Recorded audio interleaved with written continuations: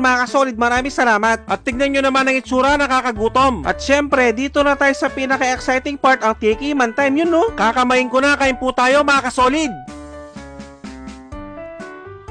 Grabe, napakalasa at the same time napakasarap. Sobrang nakaka-enjoy talagang kumain na lechon paksiw, lalong-lalo na kung galing busandaan yung baboy. At itatry naman natin sa sabaw sa kanin yung pinaka-sauce niya. At siguradong natatakam din ngayon si Mary Vic ng Kapis at si Maureen Peñas Cosa ng Cabiao Nueva Ecija. At bibigyan ko na kayo ng pangmalakasang perfect bite para dito. Yung sasalo ka ng lechon tapos irerekta mo sa kanin, makantampo.